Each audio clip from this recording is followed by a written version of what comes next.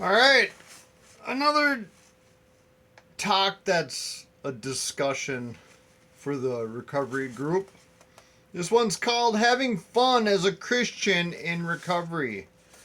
One of the biggest lies I believed from the enemy before I was born again and delivered from alcohol and drug addiction was that my identity was an alcoholic drug addict. So if I were to quit, I would be nobody. I felt like people expected me to show up at parties and do my thing.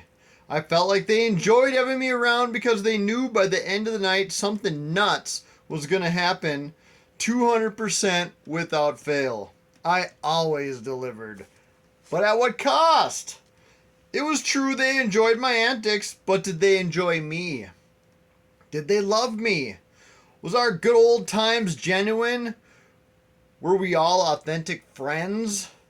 We didn't even know each other. We didn't talk about deep things. We never brought up feelings. We were all actively burying those with shallow interactions centered around drugs and alcohol.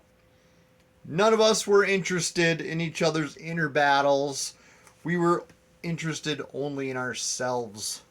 That's the thing about Christians. When somebody at church asks you how you're doing, they actually want to know.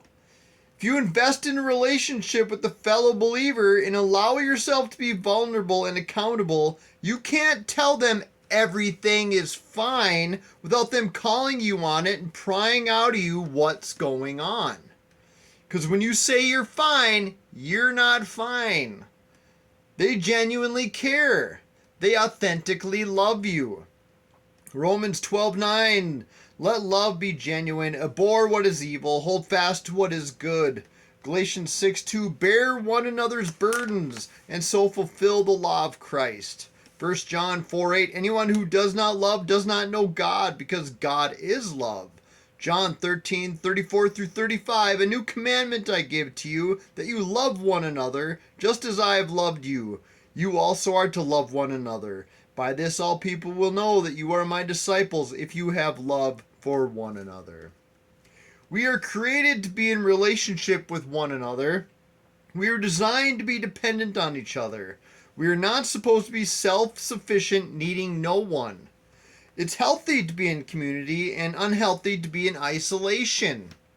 Satan twists things up though, and next thing you know, we can become dependent on others. We can become too dependent on others, or on the other end, we find ourselves enabling those that become too dependent. We can't say no. It's good to compromise, but sometimes we find ourselves always compromising and never getting what we need. Year after year, this can become a time bomb as we grow in resentment towards someone we feel is taking advantage of us.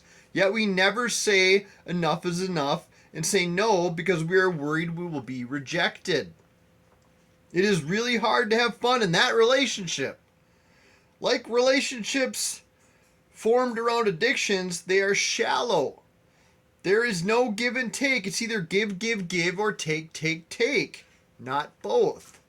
Luke 6:31. And as you wish that others would do to you, do so to them. Galatians 6:1. Brothers, if anyone is caught in any transgression, you who are spiritual should restore him in a spirit of gentleness. Keep watch on yourself, lest you too be tempted. Okay, so some people say being Christian is easy.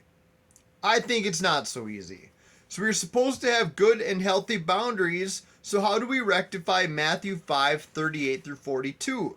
You have heard that it was said, an eye for an eye and a tooth for a tooth. But I say to you, do not resist the one who is evil. But if anyone slaps you on the right cheek, turn to him the other also. And if anyone would sue you and take your tunic, let him have your cloak as well. And if anyone forces you to go 1 mile, go with him 2 miles. Give to the one who begs from you, and do not refuse the one who would borrow from you. Eye for an eye is Mosaic law meant for civil governments, not for personal relationships. So when Jesus says turn to him the other cheek, he is referring to civil court cases. Same goes for the tunic and cloak. So this is not concerning So that isn't concerning personal relationships. The 1 mile deal was referring to Roman soldiers commanding a Jew to carry their pack, but only for a mile. Jesus is saying go 2 miles above and beyond. So again, not referring to personal relationships. When Jesus refers to not refusing one who would borrow from you, he is saying it is an act of sacrifice, an act of love. But it is understood that it isn't loving to give in to someone's manipulation. It isn't always loving to give or to not resist. See, this Christianity thing isn't so easy. I had to study those verses. Yeah, we give out of love, but we still have to have boundaries, and holding to those boundaries is loving someone. It's not loving to give in to someone again and again and again. You're not helping them, you're enabling them. Okay, so here's some questions. Answers down below. What do you do for fun? How is having fun part of our recovery? What does having our identity in Christ have to do with having genuine, authentic fun? Can't atheists have fun? How does having real, true friendships impact the fun we can have? How does having healthy boundaries impact the fun we can have?